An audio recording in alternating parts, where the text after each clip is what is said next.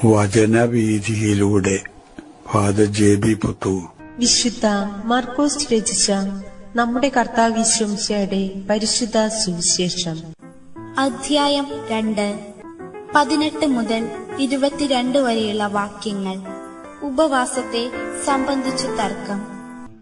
യോഹന്നാന്റെ ശിഷ്യന്മാരും ഫരിസേയരും ഉപവസിക്കുകയായിരുന്നു.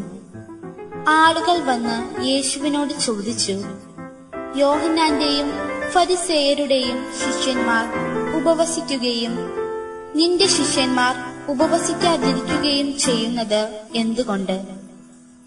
യേശു പറഞ്ഞു, മണവാളൻ കൂടെയുള്ളപ്പോൾ മണവറത്തോഴർക്ക് ഉപവസിക്കാൻ സാധിക്കുമോ?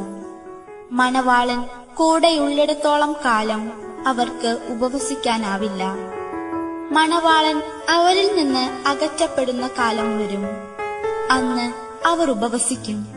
ആരും പഴയ വസ്ത്രത്തിൽ പുതിയ കഷ്ണം തുന്നിപ്പിടിപ്പിക്കാറില്ല. അങ്ങനെ ചെയ്താൽ തുന്നിച്ചേർത്ത കഷ്ണം അതിൽ നിന്ന് കീറിപ്പോരുകയും കീറൽ വലുതാവുകയും ചെയ്യും. ആരും പുതിയ വീഞ്ഞ് പഴയ തോൽക്കുടങ്ങളിൽ ഒഴിച്ചു വയ്ക്കാറില്ല.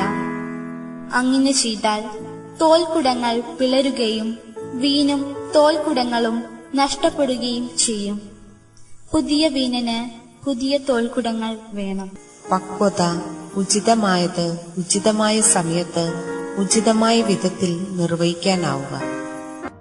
ഉചിതമായത് ഉചിതമായ സമയത്ത് ഉചിതമായ വിധത്തിൽ നിർവഹിക്കാൻ സാധിക്കുക എന്നുള്ളതാണ് മനുഷ്യനെ സംബന്ധിച്ചുള്ള പക്വതയുടെ ലക്ഷണമെന്ന യേശുവിന്റെ പഠനമാണ് ഇന്നത്തെ സുവിശേഷത്തിന്റെ ചർച്ചാ വിഷയം. അനുഷ്ഠാന വിധികളിൽ വളരെയേറെ ശ്രദ്ധിക്കുന്ന ഫരീസയരിലെ ഏതാനും പേർ ഒരു ദിവസം യേശുവിനെ സമീപിച്ച് ഒരു പരാതി എന്ന വിധത്തിൽ ഒരു ചോദ്യം ഉതിർക്കുകയാണ്. അവരുടെ പരാതി ഇതായിരുന്നു: യഹൂദ സമുദായത്തിലെ പ്രബലരായിട്ടുള്ള സമുദായ അംഗങ്ങളായ ഫരീസയരും നിന്നേക്കാൾ മുമ്പ് പൊതുവേദിയിൽ പ്രത്യക്ഷപ്പെട്ട് ജനങ്ങളെ പഠിപ്പിക്കാനൊക്കെ ഇടവന്നിട്ടുള്ള യോഹന്നാനും അനുഷ്ഠാന വിധി അനുസരിച്ചുള്ള ഉപവാസങ്ങളൊക്കെ അനുഷ്ഠിക്കുന്നുണ്ട്. എന്തുകൊണ്ടാണ് നിന്റെ ശിഷ്യന്മാർ ഉപവസിക്കാതിരിക്കുന്നത്? ഇതായിരുന്നു അവരുടെ പരാതിയിൽ ഊന്നിക്കൊണ്ടുള്ള ചോദ്യം. യേശു അതിന് ഉത്തരമായിട്ട് അവരോട് പറയാൻ ഒരു വിവാഹ വിരുന്നിന്റെ പശ്ചാത്തലം കേന്ദ്രമാക്കിക്കൊണ്ട് യേശു അവരോട് സംസാരിക്കുന്നു. വിവാഹ വിരുന്നിൽ ശ്രദ്ധേയനായിട്ടുള്ള മണവാളനാണ് താൻ എന്നും ആ വിരുന്നിലേക്ക് ക്ഷണിക്കപ്പെട്ട വിരുന്നുകാരാണ് തന്റെ ശിഷ്യന്മാരെന്നും പറഞ്ഞു വെച്ചുകൊണ്ട് വിരുന്നിൽ സംബന്ധിക്കാൻ വരുന്ന ആരും ഉപവസിക്കാനല്ല വരിക. വിരുന്നിൽ വെച്ച് ഉപവസിക്കുന്ന വ്യക്തികളെ സംബന്ധിച്ച് പറഞ്ഞാൽ അത് പോഷത്തരാണ്. അത് വിരുന്നിൽ പങ്കെടുക്കുന്ന ആളുകളെ ഒരു തരത്തിൽ ബഹുമാനിക്കാതിരിക്കലും അവഹേളിക്കലും തുല്യമായിട്ട് വരും. വിരുന്ന് കഴിഞ്ഞ് മണവാളൻ അവരിൽ നിന്ന് എടുക്കപ്പെടുന്ന സമയം വരും. അപ്പോ വിരുന്നുകാരായിട്ടുള്ള മണവറക്കാര് എന്റെ ശിഷ്യന്മാർ ഉചിതമായിട്ടുള്ള രീതിയിൽ അപ്പോൾ അവർ പെരുമാറും. ഉപവസിക്കേണ്ടതാണെങ്കിൽ ഉപവസിക്കും അവര്. ഈ സമയം ഞാൻ അവരുടെ കൂടെ ഉള്ള നിലയ്ക്ക് ഇപ്പോൾ അതിനുള്ള സമയമല്ല എന്ന് യേശു അവരോട് പറയുകയാണ്. ഇത്രയും പറഞ്ഞ് സാധാരണ ജനങ്ങള് സാമാന്യമായിട്ട് ബന്ധപ്പെട്ട് നിൽക്കുന്ന 2 ഉദാഹരണങ്ങളും കൂടെ എടുത്തു കാണിച്ചുകൊണ്ട് ഓരോന്നിനും അതിൻ്റെതായിട്ടുള്ള സമയവും അതിൻ്റെതായിട്ടുള്ള രീതികളും ഉണ്ട് എന്നും ആ സമയവും രീതിക്കും അപ്പുറത്ത് ചെയ്യുന്നത് ഒരു തരത്തിൽ പറഞ്ഞാൽ വിവരക്കേടും മറ്റൊരു തരത്തിൽ പറഞ്ഞാൽ ഭോഷത്തരവുമാണ് എന്ന് അവരെ വീണ്ടും ധരിപ്പിക്കാൻ ശ്രമിക്കുകയാണ് യേശു.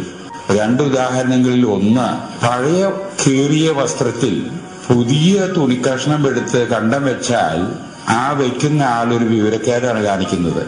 കാരണം അത് ആ പഴയ തുണിയുടെ കീറിൽ വലുതാക്കാനേ ഉപകരിക്കുള്ളൂ. ഇതുപോലെ തന്നെ പുതിയ വീഞ്ഞ് പഴയ തോൽക്കുടത്തിൽ ഒഴിച്ചു വെക്കാൻ ഇടവന്നാൽ അതൊരു തരം പോഷത്തരമാണ്. ആ തോൽക്കുടങ്ങൾ പൊട്ടി വീഞ്ഞും പുറത്തു പോകാനേ അത് ഉതകുള്ളൂ. ബുദ്ധിയുള്ള മനുഷ്യൻ പുതിയ വീഞ്ഞ് പുതിയ തോൽക്കുടങ്ങളിലാണ് സംഭരിച്ചു വെക്കുക. ഇതുപോലെ യേശു തന്നോട് ചോദ്യം ചോദിച്ച ഫരീസയരോട് പറഞ്ഞു കൊടുക്കുകയാണ്, ഓരോന്നിനും അതാതിന്റെ സമയമുണ്ട്, ഓരോന്നിനും അതാതിന്റെ രീതിയുണ്ട്.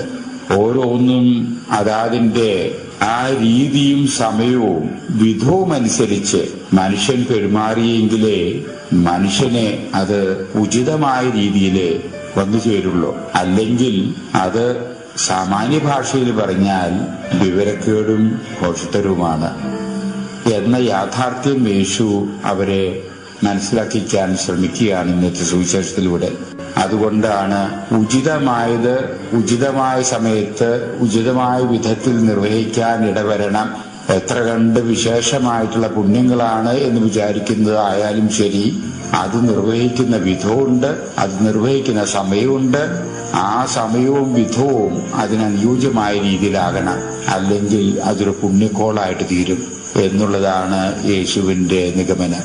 അത് പക്വതയുടെ ലക്ഷണമായിട്ട് സാമാന്യ മനുഷ്യർക്ക് അംഗീകരിക്കാനാവില്ല എന്നുള്ളതായിരുന്നു ആ ചോദ്യത്തിന് ഉത്തരമായിട്ട് യേശു അവർക്ക് നൽകിയത്.